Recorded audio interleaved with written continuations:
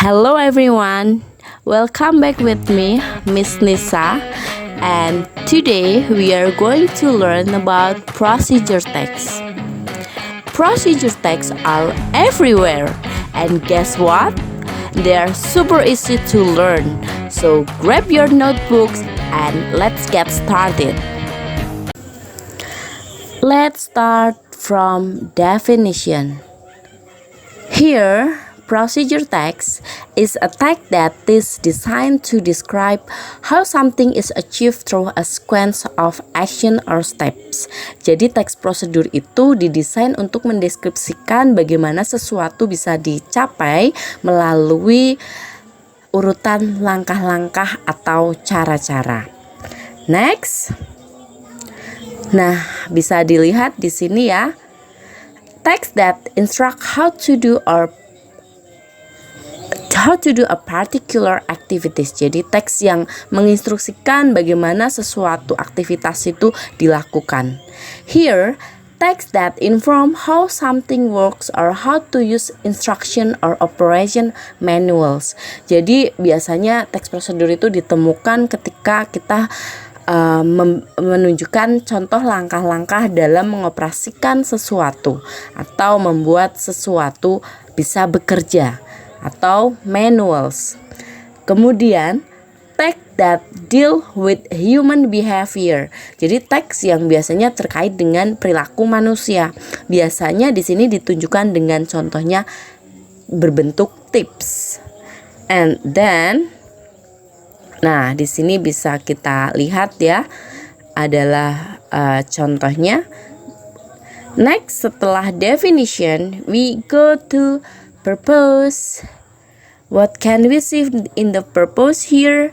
Ya, bisa dilihat to inform the reader how to make, operate, do something through a sequence of action or steps seperti yang tadi Miss Nisa sampaikan, and then to give information about steps, instruction to make, operate, do something chronologically. Jadi memberikan informasi terkait dengan langkah-langkah, instruksi untuk membuat, mengoperasikan, melakukan sesuatu dengan langkah yang berurutan. And then this one. Oke, setelah ke purpose, kita akan menuju ke generic structures atau strukturnya. Di sini ada 3 struktur yang harus kita pahami terkait dengan teks prosedur.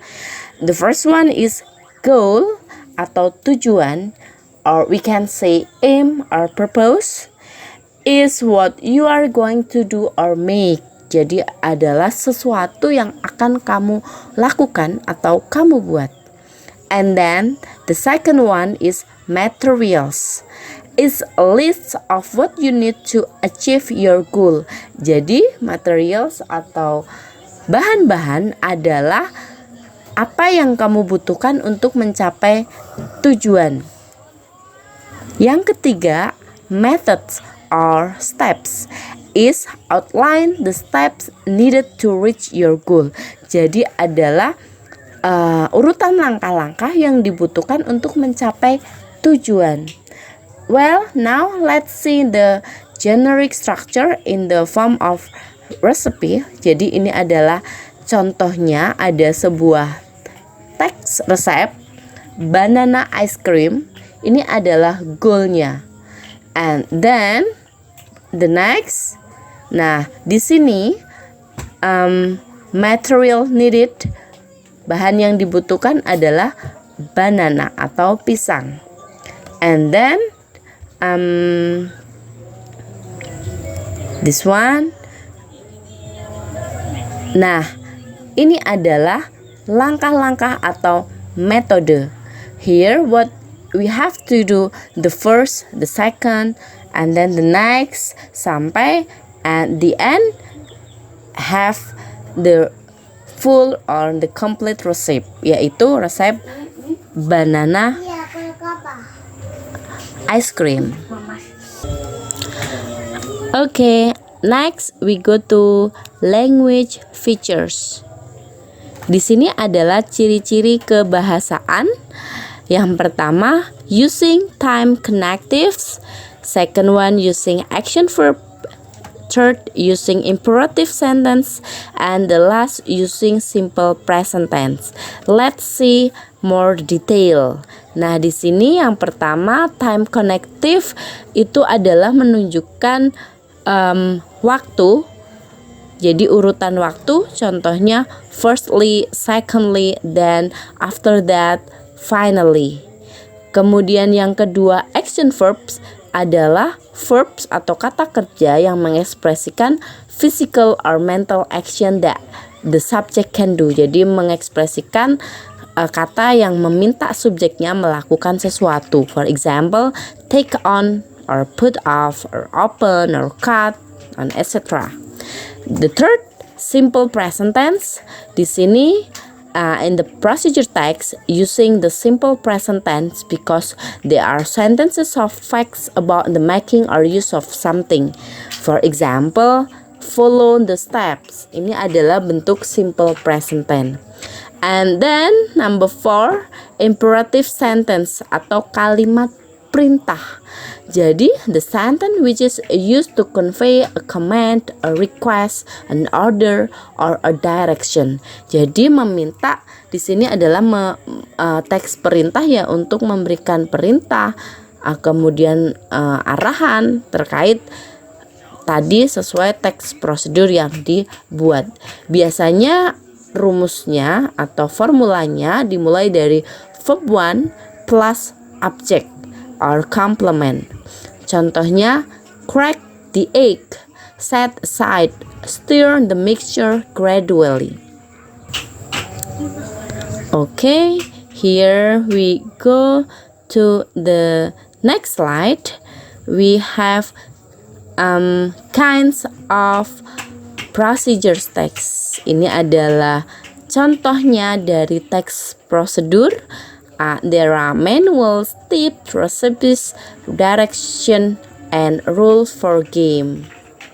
Bisa kalian lihat, manuals adalah refer specifically to a reference document which provide detailed information. Jadi biasanya ada dalam ketika kita membeli produk baru, misalnya mesin cuci, nanti ada sequence of direction or instruction how to operate washing machine.